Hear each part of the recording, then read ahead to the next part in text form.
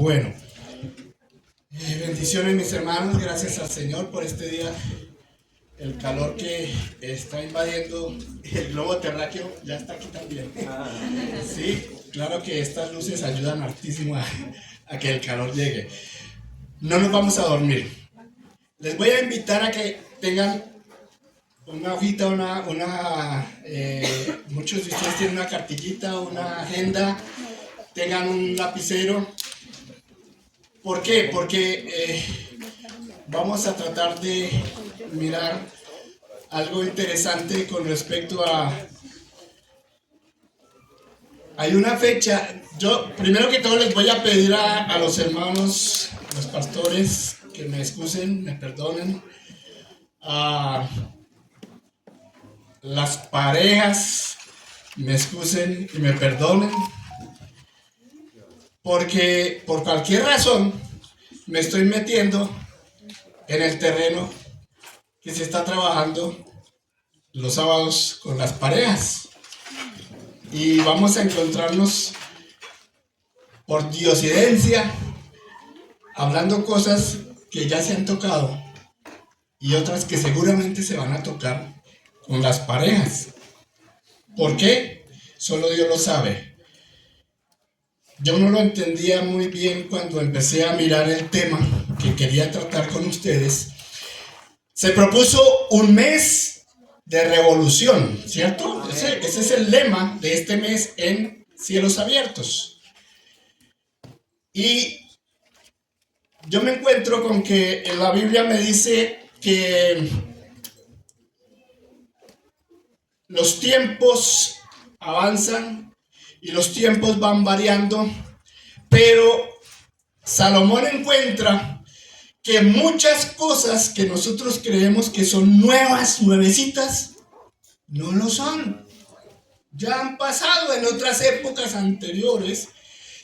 Ya, por decirlo así, hoy en día la moda, que no incomoda, la moda hace una serie de transformaciones, de cambios. Sin embargo, cuando uno va a mirar, por ejemplo, hoy la tendencia en las mujeres jóvenes sardinas es como volver al Edén. Bueno, ya entendieron, perfecto. Son modas que ya existieron. Sin embargo, la sociedad cree que estamos cambiando, que estamos renovando, que estamos modificando y que estamos adelantando y que nos estamos modernizando. No es tan cierto.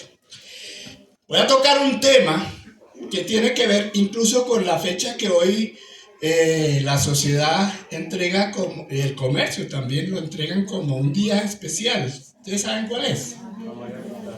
Amor y amistad.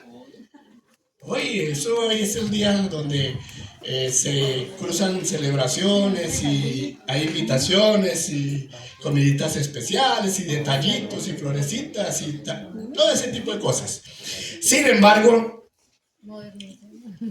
ahí uno de los temas, se está pidiendo a las parejas que busquen el libro que se llama 5 lenguajes del amor, para que en pareja lo leamos, lo miremos, lo estudiemos, lo analicemos, lo reflexionemos y cuando lo entendamos, entonces lo pongamos en práctica. Yo les voy a hablar de 4, no de esos, sino los 4 acepciones del amor. Ustedes ya lo conocen, el amor ágape. ¿De quién es? Es propio de Dios. Es el amor sin ninguna contraprestación que Él pida, con el que Él ama a la humanidad. Nos ama a nosotros. Ha amado al ser que Él mismo creó por siempre. Hay otro amor. Se llama el amor filial. ¿Qué es ese amor? Entre la gente que son como amigos, ¿sí? Amor y amistad. Los amigos, amor filial. Tiene una contraprestación. porque uno no se casa, uno no se va acercando a la persona que no es afín conmigo y uno no se acerca demasiado. Tiene contraprestación, yo doy mientras me den y de acuerdo a lo que dan, yo doy, ese tipo de cosas. Existe un amor que es poco trabajado, poco conocido, pero lo van a tener en cuenta hoy, el storge. Ese amor es el amor entre la familia, los miembros de la familia. ¿Cuáles son los miembros de una familia? Básicamente son padre, madre, hijos. Esa es la base de una familia, de un hogar. Y ya lo otro se llama la familia extendida, ¿sí? Pero también hacen parte de... Es el amor storge con el cual nosotros nos relacionamos. Y existe el que hoy no vamos a hablar. Eros, el amor eros, erótico, el ángel que tira unos... Ese es el cupido aquel. Bueno, vamos a pedirle al Señor entonces que nos permita entender cómo nuestra vida de relación es una relación tanto con Dios como con nuestros seres cercanos y con el resto de personas. Es una vida siempre, una vida de relaciones. Nos movemos siempre en relaciones, pero queremos que nuestra vida sea fructífera, que nuestra vida sea eficaz, que lo que hagamos siempre sea de buen resultado para nosotros y para quienes están cerca de nosotros, que impactemos, que seamos hijos de un Dios que tiene ese amor tan especial, que nosotros algo de eso podamos compartir a la humanidad que está cerca. Bueno, yo siempre he tenido dificultad. Anoche se me ocurrió porque yo no preparé ningún tipo de diapositiva ni nada de esas cosas, pero ¿por qué les pido que tengamos un lápiz rápido? Porque yo no voy a detenerme mucho, sino que les quiero dejar que ustedes anoten los textos bíblicos. Yo los leeré y ustedes los van a tener que mirar en detalle. Y la insinuación que yo les hago es que los miren no solo de manera individual, sino que los miren en aplicación como hogar, como pareja, los que tienen pareja. Y en su momento lo miren y lo analicen cómo podría llevarse esto a la práctica. El título ya creo que ustedes encuentran que se relaciona con revolución y la revolución del método. Es el título de la lección, de lo que miramos, la revolución del método. Ya vamos a entender de qué método se trata y si hay o no hay revolución. Bien, nosotros encontramos que Dios el Padre es tanto Dios como Padre y lo llamamos el Padre Celestial. Nosotros encontramos una conexión con el hombre, el ser humano, hombre o mujer, somos hijos de Dios. Estamos ya hablando a la iglesia, ¿sí? Los de afuera son criaturas. Siempre y cuando se den su vida a Jesús y acepten el sacrificio de Jesús, se hacen hijos de Dios. Es un requisito que Él mismo ha colocado. Pero estoy hablando de los hijos de Dios. Y nosotros como padre y madre nos relacionamos con el Padre Celestial.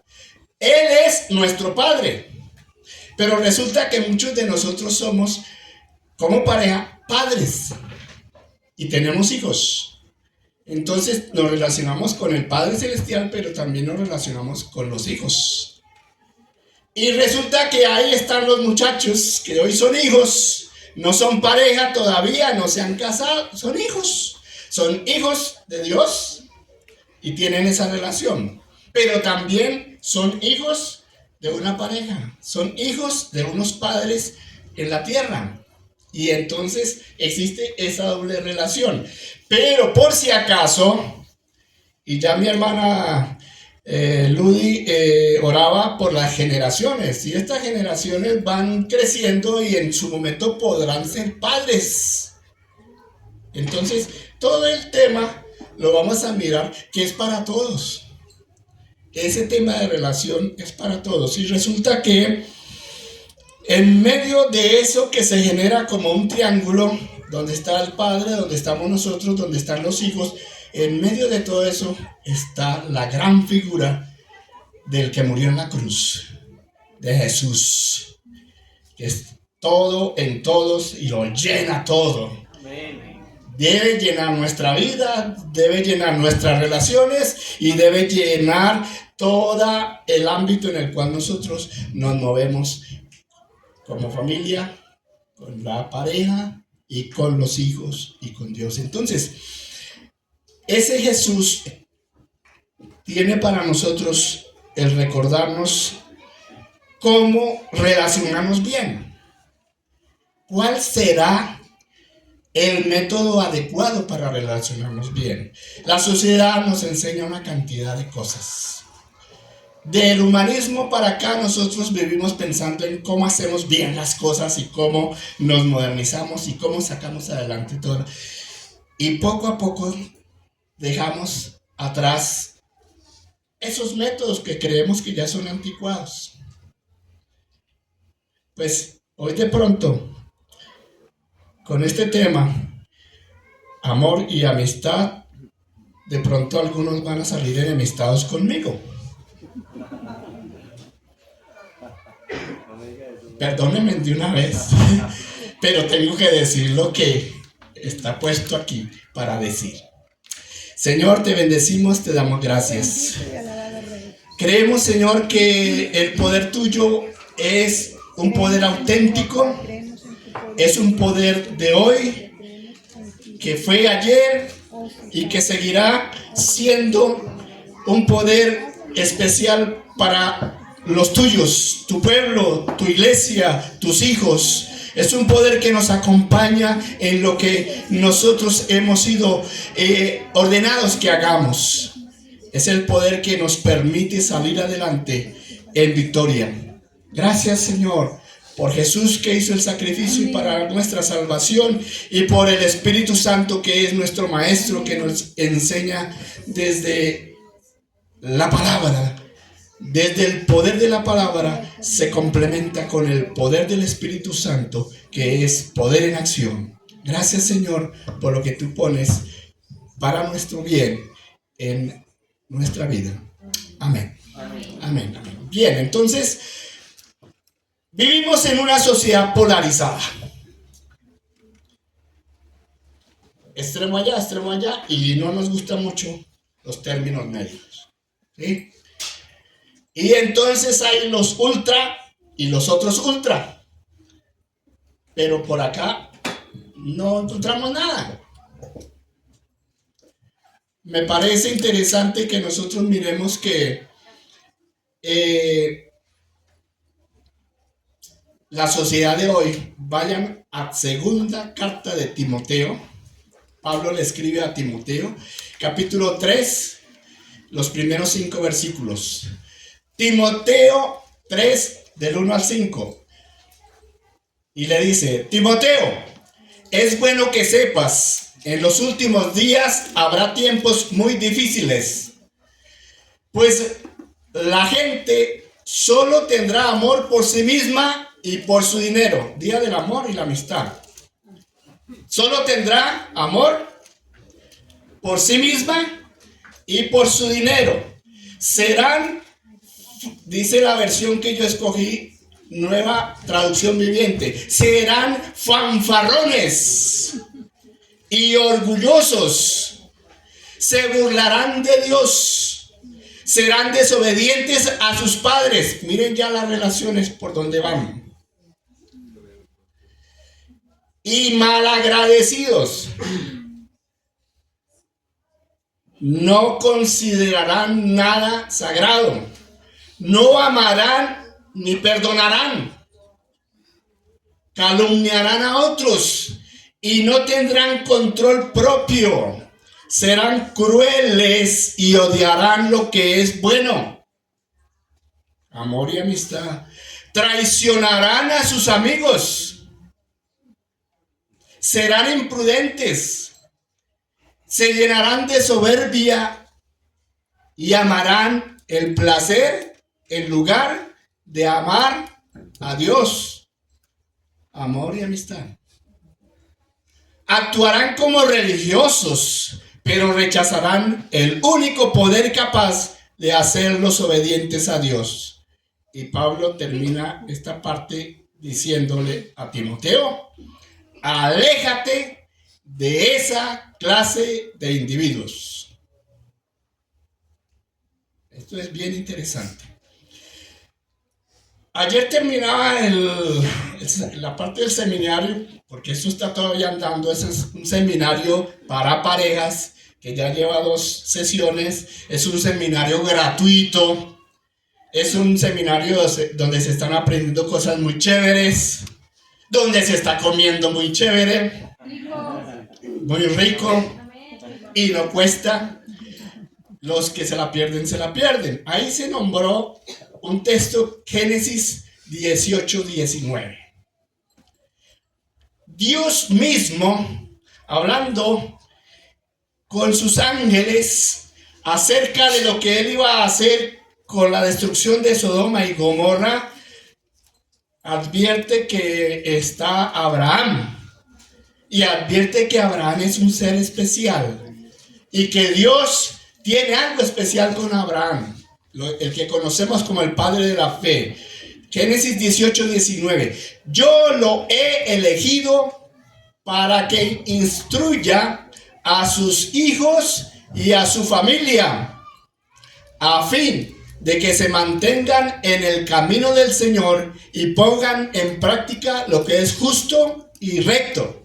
Consecuencia de ello será que así el Señor cumplirá lo que le ha prometido: generar a partir de él y de su descendencia todo un ejército de habitantes, ciudadanos que se convirtieron en un pueblo llamado Israel. Pero miren que Dios ya estaba advirtiendo qué tarea iba a hacer él con su descendencia, con su familia. ¿Qué verbo está utilizando ahí? Que va a instruir. Vamos a poner mucha atención a los verbos, porque ahí está la revolución del método, el método de educación. Yo ni soy psicólogo, ni soy licenciado en pedagogía, ni soy nada de eso. No he sido maestro de colegio, de universidad. Solo soy un hijo de Dios que lee algo que ayer también se dijo. Por eso digo que me les estoy metiendo en el terreno que ustedes ya están.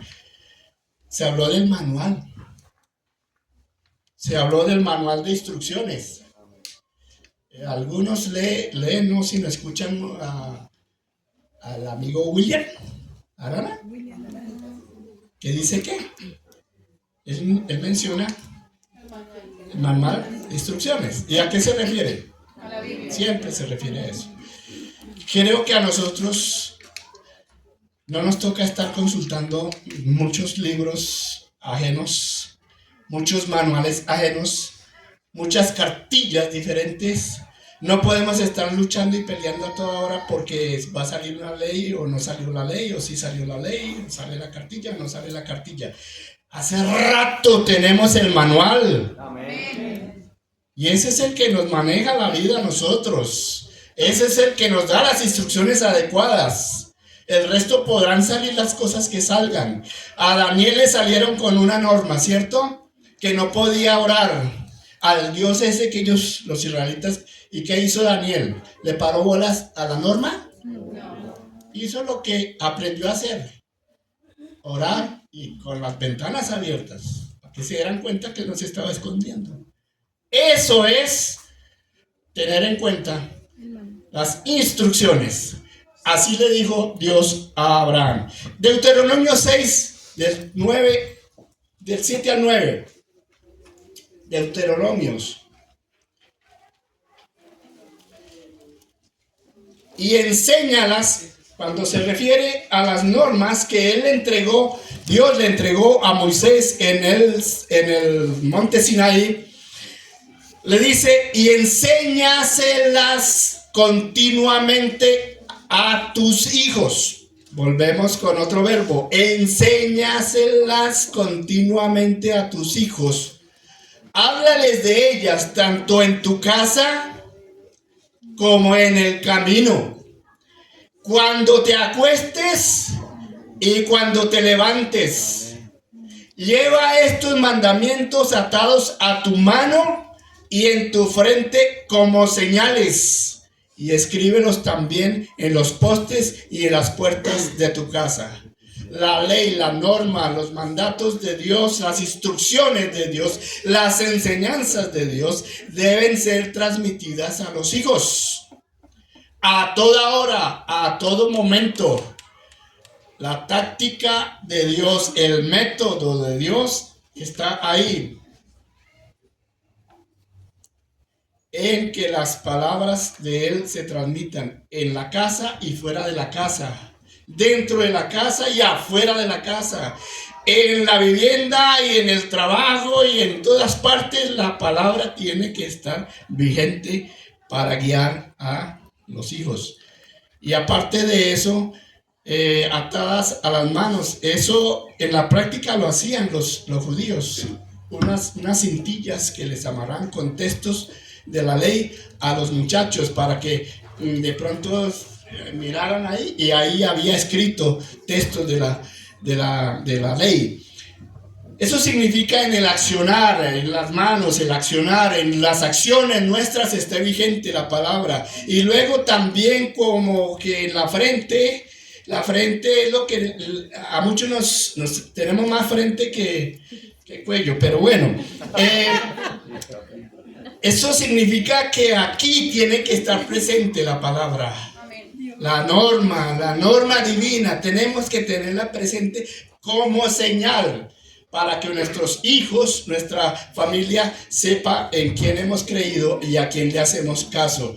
Deuteronomio 27, 9 y 10.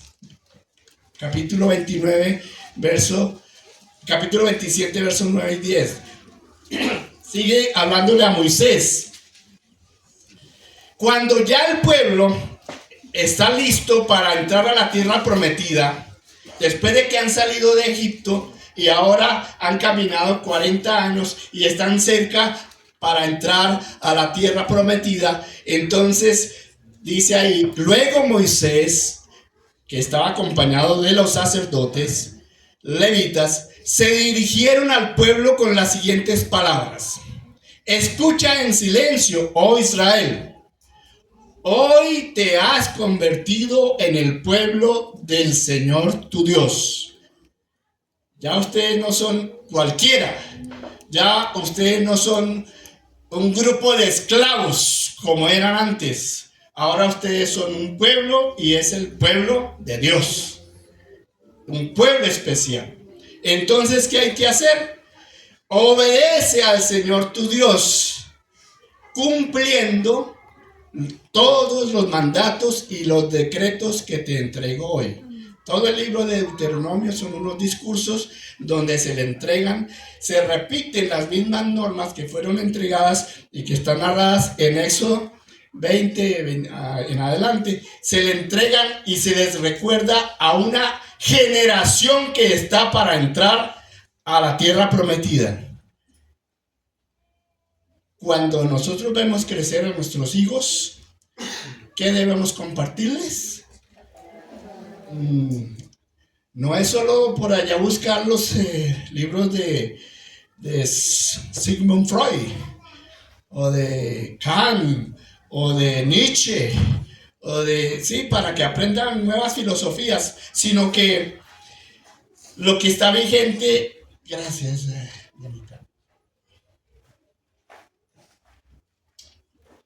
todos los días de la vida es la norma bíblica, la norma puesta por Dios.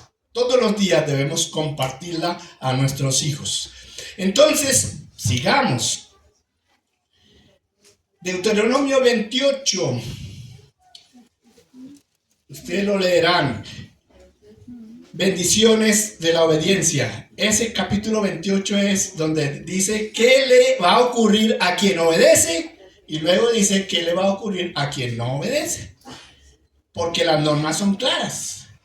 Porque siempre habrá consecuencias favorables, frutos favorables o consecuencias negativas por hacer o por no hacer. Dice rápidamente, si realmente escuchas al Señor tu Dios y cumples fielmente todos estos mandamientos que hoy te ordeno, el Señor tu Dios te pondrá por encima de todas las naciones. ¿Usted se cree menos que alguien? ¿Usted se cree menos que el vecino? ¿Usted se cree? La única forma de estar por encima es obedeciendo los mandatos de Dios. Porque Él promete que nosotros no seremos cola, sino cabeza. Él promete que portarnos bien con Dios, Él garantiza que nosotros no vamos a estar, como se dice muy vulgarmente, por debajeados. Vamos a estar por encima. Dice, si obedeces al Señor tu Dios, todas estas bendiciones vendrán sobre ti y te acompañarán siempre. El Señor te establecerá como su pueblo santo. Se lo digo a Israel. Y cuando ustedes van a una de las cartas de Pedro, nos lo dice a nosotros también. Somos nación santa. ¿Sí? Pueblo de Dios. Este pueblo era un pueblo santo conforme a su juramento. Si cumples sus mandamientos y andas en sus caminos, el Señor te pondrá a la cabeza, nunca en la cola. No solo al pueblo. Usted y yo tenemos esa promesa. Siempre estarás en la cima con C. Hay una cima con S que es allá, con C, arriba, en la cúspide, nunca en el fondo, con tal de que prestes atención a los mandamientos del Señor tu Dios que hoy te ordeno y los obedezcas con cuidado. Jamás te apartes ni a la derecha, ¿sí? Polarización, ni a la izquierda de ninguna de las palabras que hoy te ordeno para seguir y servir a otros dioses. Caminar derechito es no torcerme y no inclinarme más para allá o más para allá, sino caminar en la palabra del Señor. Centrado en la palabra, centrado en el mandato, y así me irá bien. Pero si no, el versículo 15 al 58 dice, pero si te niegas a escuchar al Dios, no obedeces los mandatos y los decretos que te entrego hoy, caerán sobre ti las siguientes maldiciones. Y allá viene una lista enorme, solamente saco dos. Si te niegas a escuchar, verso 45, si te niegas a escuchar al Señor tu Dios y a obedecer los mandatos y los decretos que Él te ha dado, todas estas maldiciones te perseguirán y te alcanzarán hasta que quedes destruido. Esos horrores serán una señal de advertencia permanente para ti y tus descendientes. Y el 58, si te niegas a obedecer todas las palabras de instrucción que están escritas en este libro, el libro de la ley, y no temes el nombre glorioso e imponente del Señor, si no se obedece, vienen consecuencias. Más adelante, ya cuando el pueblo entra, hay un personaje que aparece y es Josué, el conquistador, el hombre que llega a sacar los habitantes que están ocupando la tierra prometida y a derrotarlos para luego repartir las tierras entre las tribus del pueblo de Israel, el pueblo que es el pueblo santo, el pueblo que es el pueblo de Dios. Y Dios le dice a Josué algo como lo que tenía que ver con Moisés y lo que tuvo que ver con Abraham. Sé fuerte y valiente. Josué 1, lo saben algunos o muchos. Sé fuerte y valiente porque tú serás quien guíe a este pueblo para que tome posesión de toda la tierra que juré a tus antepasados que les daría. Sé fuerte y muy valiente. Ten cuidado de obedecer todas las instrucciones que Moisés te dio. Otra vez, instrucciones. No te desvíes de ellas ni a la derecha ni a la izquierda. Juiciosito, juiciosito. Entonces te irá bien en todo lo que hagas. Aquí hay otro llamado. Estudia constantemente este libro de instrucción, el manual. En ese momento, la ley. Hoy también tenemos un manual más completo que esa ley. Completo, completo. Invitación que hace Henry. Las escuelas CEFI deben servir para llevar a la práctica esto. Estudiar constantemente ese libro de instrucción, porque ahí están las instrucciones que nos sirven para que todo funcione. Solamente entonces prosperarás y te irá bien en todo lo que hagas. Mi mandato es: sé fuerte y valiente, no tengas miedo ni te desanimes, porque el Señor tu Dios estará contigo donde quiera que vayas. Josué 24. Miren que él pasó el tiempo de colocar las tribus en el sitio donde iban a vivir. Repartió las tierras y empezó a vivir normalmente, él también en una parte que le correspondió, pero luego dice que él tuvo que, ya al final de sus años, cuando tenía unos 85 años, terminó de hacer toda la tarea, y cuando él iba a morir tuvo 110 años de vida. Y entonces cuando ya se estaba preparando, reúnen al pueblo para decirle: por lo tanto, ahora entréguense al Señor y sírvanle con integridad y lealtad. Le está diciendo al pueblo: desháganse de los dioses que sus antepasados adoraron al otro lado del río Éufrates y en Egipto, y sirvan solo al Señor. Pero si les parece mal,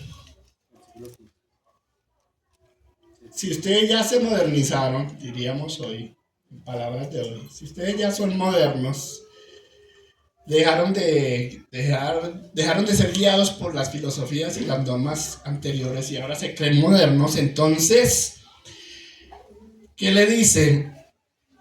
Elijan ustedes mismos a quienes van a servir: a los dioses que sirvieron sus antepasados al otro lado del río Éufrates, o a los dioses de los amorreos en cuya tierra ustedes están ahora habitando. ¿Qué dice él? Y eso es famoso, que lo conocemos todos los cristianos. Pero yo en mi casa serviremos a Jehová. Pero esta versión, que es la nueva versión internacional, dice: por mi parte, ustedes escojan, hagan lo que quieran, pero yo por mi parte, mi familia y yo serviremos al Señor. Amén. ¿Sí? Las filosofías y la modernidad y el humanismo me podrán decir: haga esto y haga esto. Pero si la escritura, si el manual no me dice que lo haga, ¿qué escojo yo? Hacer lo que el manual me dice que haga, que es servirle al Señor. ¿Qué dice después de eso? Que viene, Josué se va, el pueblo queda ahí, cada uno se va para sus casas a vivir en lo que tienen y lo que hacen. Y en Josué 2, 16 al 19, Jueces 2, del 16 al 19, entonces el Señor hizo surgir líderes que los libraron del poder de esos invasores. Ese ciclo que vivían, ¿sí? Que venían los atacantes, los filisteos, todo, y les quitaban sus productos, sus comida, los mataban, se los llevaban, hacían de todo, y luego ellos lloraban y Dios tenía misericordia y levantaba un líder que se llamaban jueces. Y cuando él entonces hacía eso, sin embargo tampoco escucharon a esos jueces. Miren el panorama de los modernos de esa época. No escucharon a esos líderes, sino que se prostituyeron al entregarse a otros dioses y adorarlos. Muy pronto se apartaron del camino que habían seguido sus antepasados. ¿Cuál era ese camino? El camino de la obediencia. Se modernizaron. ¿Qué hicieron? Se apartaron a seguir lo que otros hacían. Eso puede tener que ver con muchos de nosotros, puede tener que ver con algunas personas modernas que hoy nos estamos sentando acá. Se apartaron del camino de la obediencia a los mandamientos del Señor. Cada vez que el Señor levantaba entre ellos un líder, el Señor estaba con él. Mientras ese líder vivía, los libraba del poder de sus enemigos, porque el Señor se compadecía de ellos al oírlos gemir por causa de quienes los oprimen y afligían. Pero cuando el líder moría, ellos volvían a corromperse aún más que sus antepasados, pues se iban tras otros dioses a los que servían y adoraban. De tal forma se negaban a abandonar sus malvadas costumbres y su obstinada conducta. Miren cómo termina el cuento de los habitantes de Israel en la época de los jueces. Muy triste. Se modernizaron tanto que llegaron a este panorama. Jueces 21, versos 24 y 25. Los otros israelitas también se fueron, y cada uno regresó a su propia tierra, a su tribu, a su clan. El 25 es un panorama de la ultramodernidad. En aquella época aún no había rey en Israel. Hasta ahora, pues, no había rey en Israel. Y cada cual, la versión que tengo aquí es Dios habla hoy, que es y cada cual hacía lo que se le daba la gana. Es la versión, me parece como más drástica y que pinta más una circunstancia de lo que es uno hacer lo que quiere, lo que se le da la real gana. Sí, lo que la evangélica gana le puede dar. Aquí Dios habla y dice muy categóricamente, ese pueblo llegó a tal estado que hacían era cada uno lo que se le daba la gana. Eso es lo que se denomina una anarquía total. ¿Sí? Vienen unos personajes que supuestamente se vuelven modelos. Pero miren por dónde va el cuento con primer libro de Samuel, capítulo 2 y verso 12. Aparecen unos personajes al lado de un gran personaje que se llamaba el sacerdote Elí. Y Elí que tenía unos hijos. El versículo 12 que dice, ahora bien, los hijos de Elí eran, yo leo aquí la Nueva Traducción Viviente, NTV. Los hijos de Elí eran unos sinvergüenzas que no le tenían respeto al Señor. Por eso sé que van a salir enemistados algunos conmigo. Los hijos del sacerdote eran unos sinvergüenzas que no respetaban y no vivían para servirle a lo que sí hizo de alguna manera. ¿Eso qué tiene que ver? Esa es la reflexión que ustedes se van a hacer como familia, como pareja, como hogar. Si estos muchachos era eso, ¿por qué podrían llegar a hacer eso? ¿Por su cuenta? Todas esas cosas nacen en la casa. ¿Sí? Los buenos y los malos comportamientos nacen en la casa. Se dan en la crianza. Yo no me meto por ahí, pero ustedes sí métanse hasta donde quepan. Primera de Samuel 8. Los versículos 4 y 5 aparece también otro personaje. Por eso se reunieron todos los jefes de Israel y fueron a Ramá para hablar con Samuel. Samuel era el juez profeta, el último juez profeta previo a los reyes. Le dijeron al juez o profeta Samuel, venga acá, Catanito, venga acá, ancianito. tú has envejecido ya, y tus hijos no siguen tu ejemplo. Nueva versión internacional. Y tus hijos no siguen tu ejemplo. Mejor danos un rey que nos gobierne como lo tienen las demás naciones. Los hijos de Samuel, que era el ungido. Seguramente se dedicó mucho al trabajo para Dios y dejó de trabajar para los cercanos que eran sus hijos. No sabemos, métanse ustedes a profundizar por qué esos hijos eran como eran. Se iban y se comían la carne de los sacrificios, hacían lo que les daba la gana, como lo hacían los otros que leímos allá en Jueces.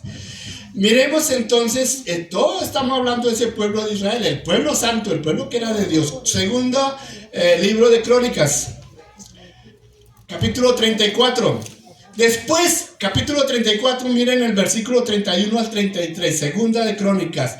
Después se puso de pie junto a la columna. Aquí aparece un personaje interesante que es un rey, ya es un rey. Y ya está en las épocas finales del reinado de Judá. Ya Israel no existe, pero Judá sí. Entonces, lo que ocurre acá es que se para al lado de la columna y en presencia del Señor renovó el pacto con la ley, y se comprometió a seguir al Señor y cumplir de todo corazón, con todo el alma, con los mandamientos, estatutos y mandatos, cumpliendo así las palabras del pacto escritas en este libro. Después hizo que todos los que se encontraban en Jerusalén y en Benjamín confirmaran el pacto, y así los habitantes de Jerusalén actuaron según el pacto de Dios de sus antepasados. Josías suprimió todas las costumbres detestables que había en todo el territorio de los israelitas, e hizo que todos los que se hallaban en Israel adoraran al Señor su Dios. Mientras Josías vivió, no abandonaron al Señor Dios de sus antepasados. Este rey fue un rey que hizo todo conforme al corazón de Dios. Lo que hizo, lo hizo en rectitud. Y él empezó, fue a los 8 años que pasó a ser rey, desde chino, desde muchacho. O sea que no solo hay que esperar a la ancianidad para servirle a Dios, desde la juventud. Acuérdate de tu creador en los días de la juventud, dice por ahí Salomón. Y ese Salomón dice algo que es bien interesante. Ustedes han oído en las noticias la modernidad. Hoy las guerras no solo se hacen, ya no es con lanzas y con jabalina y con caballos, y sí, esa época de en Escocia, la Edad Media, esa guerra ya no es así, y ya no es solo con proyectiles y fusiles. Hoy en día se utilizan otro tipo de armas más modernas, y resulta que ustedes, a ver si me ayudan a distinguir dos palabras. ¿Qué es bromista? ¿Qué es una persona bromista en la familia? Un comediante, un chistoso, bromista, ¿cierto? En la familia. Entonces es el que le da swing a la fiesta, es que dice. Bueno, y ahora otra palabra muy parecida, que es dronista.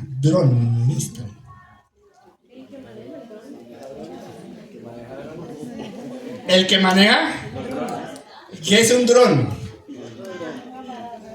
Un avioncito chiquitico allá que hace, y hoy en día hace estragos. Imagínense ustedes que hay uno que es el enemigo de la familia. ¿Saben quién es?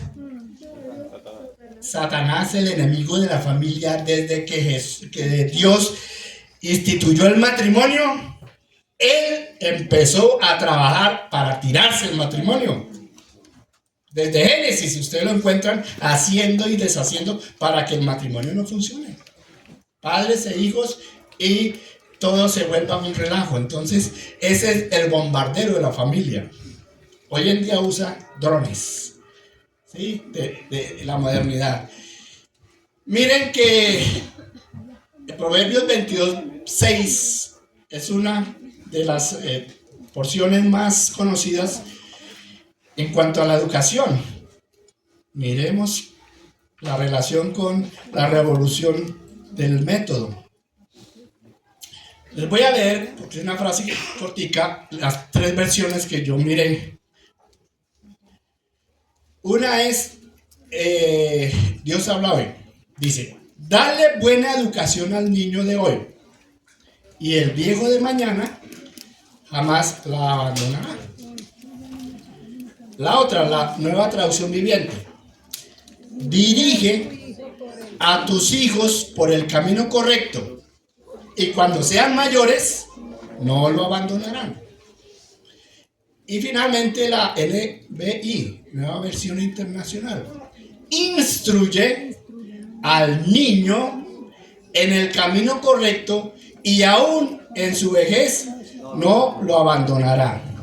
¿Saben qué es lo que en la práctica se vive cotidianamente por parte de muchos padres, hombres o mujeres, el uno o el otro o los dos? Algo así como: destruye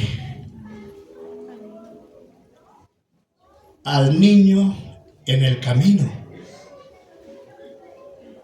y cuando fuere adulto lo repetirá.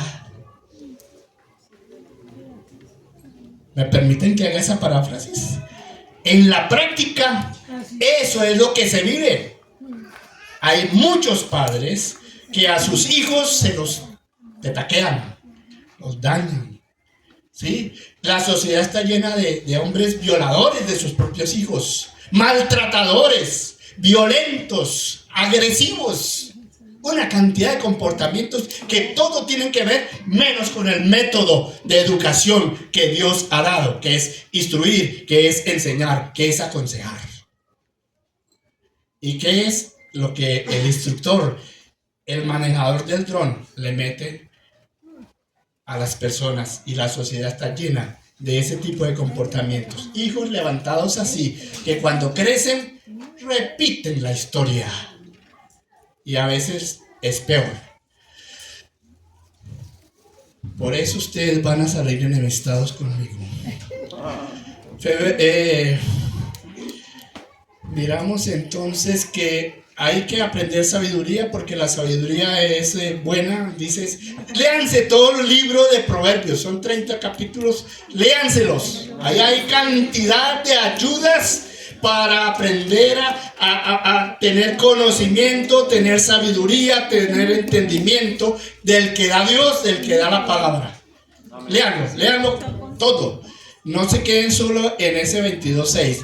Y luego entonces, ¿qué pasa cuando nosotros asumimos que la palabra de ese manual es la que nosotros debemos aprender y poner en práctica? Proverbios 3, el versículo 4, Proverbios 3, el versículo 4, dice que si nosotros hacemos eso, entonces dice: tendrás tanto el favor de Dios como el de la gente, y lograrás una buena reputación.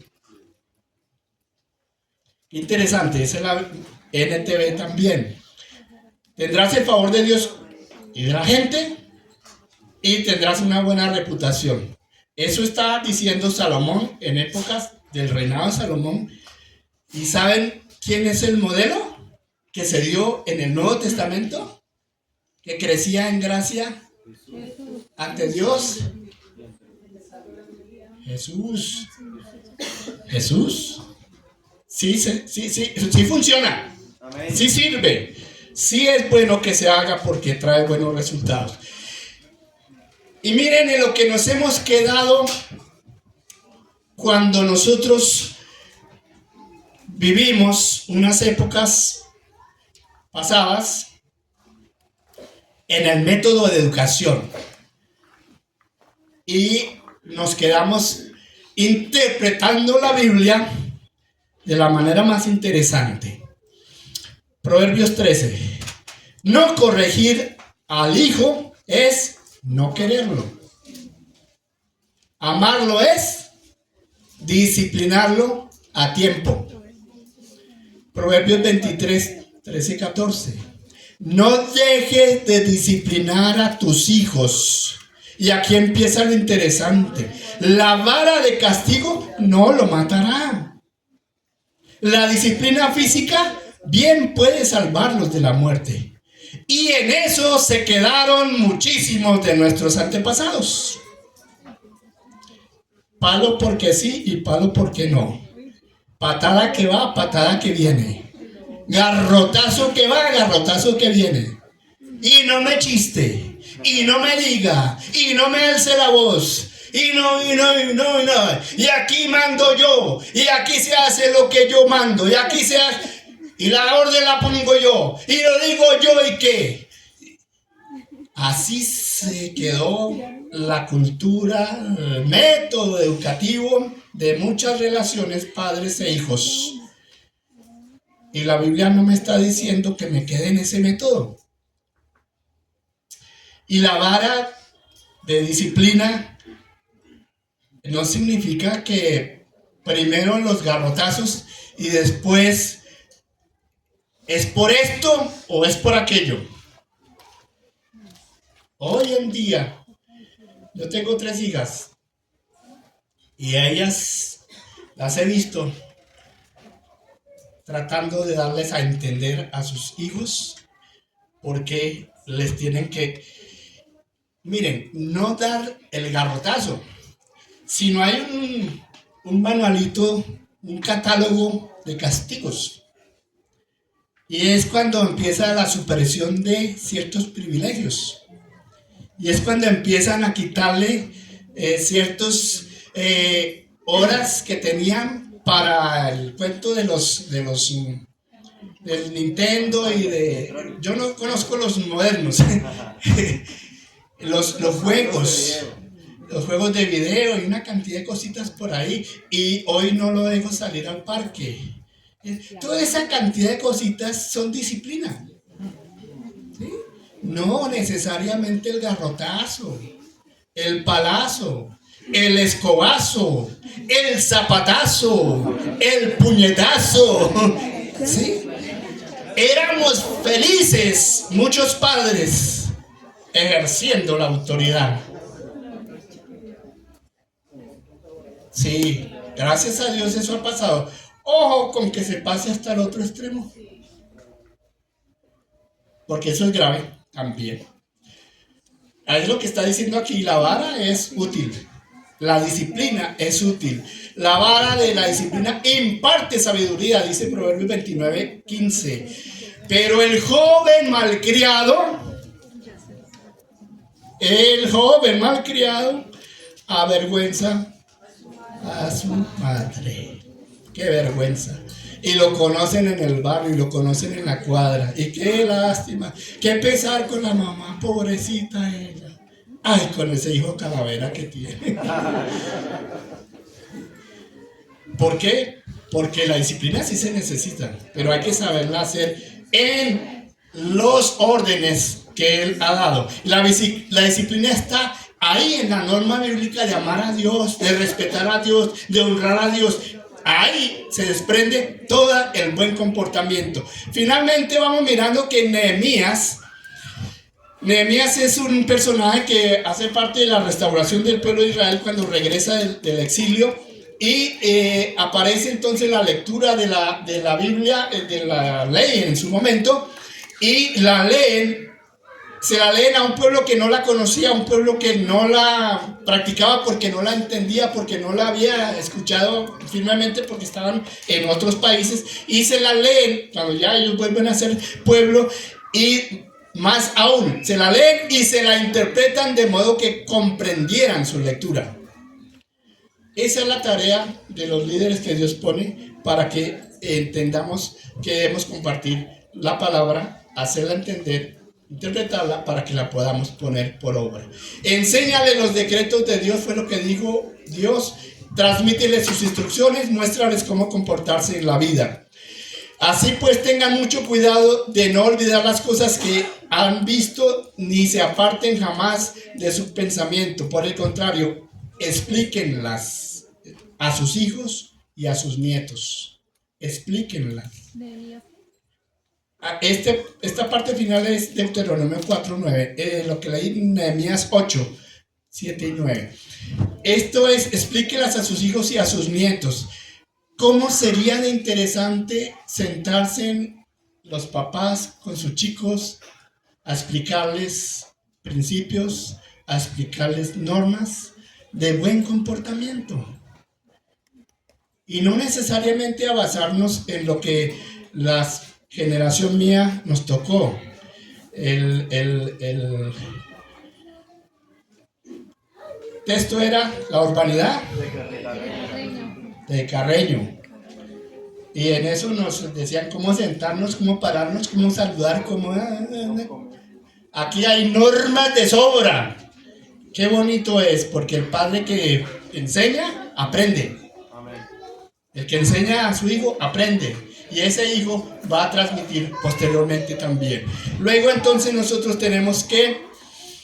el Señor Jesucristo fue también quien practicó este método. Quedaron asombradas las multitudes, dice en Mateo 7:28, cuando él terminaba de hablar, las multitudes quedaban asombradas de su enseñanza, porque lo hacía con verdadera autoridad, algo completamente diferente a lo que hacían los maestros de la ley religiosa.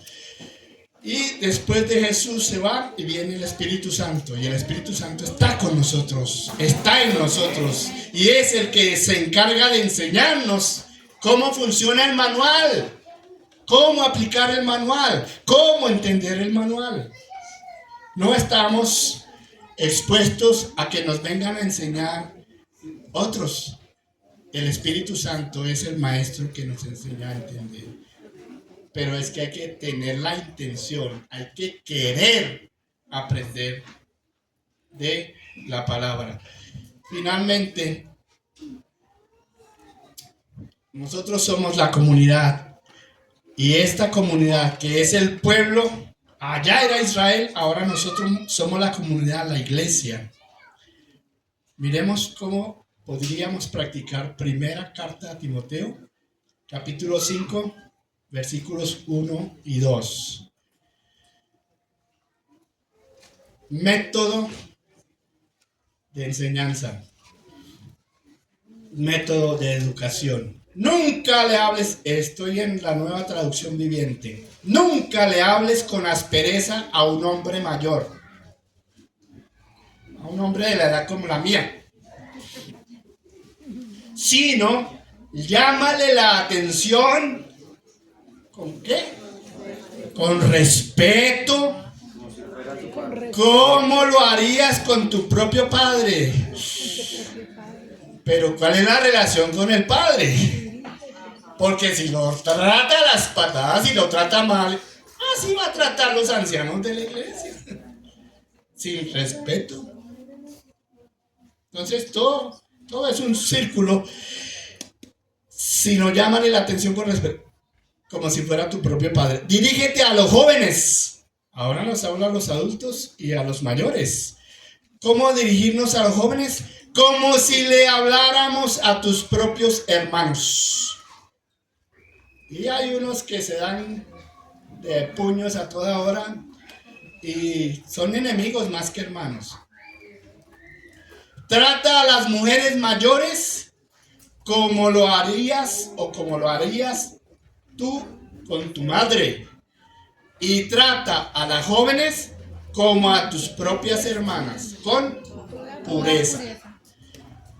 Si se dan cuenta que el método no es agresivo, no es a las patadas, no es hacer las cosas de esa manera, sino hacerlo todo bien. Más aún, a las ancianas, Pablo le dice a Tito que les enseñe a que las ancianas sean reverentes en su conducta, pero que esas ancianas deben enseñar lo bueno. Tito 2, capítulo 2, versos 3 y 5, que deben enseñar lo bueno y aconsejar a las jóvenes, a las ancianas, que les enseña eso, a aconsejar a las jóvenes a amar a sus esposos y a sus hijos, a ser sensatas y puras, cuidadosas del hogar, bondadosas y sumisas a sus esposos, para que no se hable mal de la palabra. Tiene una consecuencia. Las que no se comportan así, los que no nos comportamos así, todo el mundo va a hablar mal de la palabra de Dios, porque nosotros no es eficaz, porque nosotros no funciona, porque nosotros no sirve. Señor, te agradecemos tu palabra, ese manual que tú nos has dejado, esas instrucciones que tú nos has enseñado, esos consejos que tú das a través de toda la palabra. Tú la quieres, Señor, que la tengamos siempre presente en nuestra mente, en nuestro corazón, en nuestro andar, en nuestro levantarnos, en nuestro caminar, en todo lo que hagamos, Señor. Por favor, ayúdanos para que la palabra tuya, que es viva, que es eficaz, que es útil, que instruye, esa palabra tuya siempre la tengamos presente y sea nuestra guía en todos los pasos que nosotros demos. Ayuda, Señor, a tu iglesia para que seamos luminares en medio de este mundo, para que nosotros traigamos la luz al comportamiento de las personas que creen que son modernos porque hacen lo que se les da la gana, lo que a ellos bien les parece, pero nosotros queremos hacer tu voluntad, que es mejor, que es útil y que trae buenos resultados. Gracias, Señor, te damos en el nombre de Jesús, nuestro Salvador, nuestro Señor. Amén. Amén.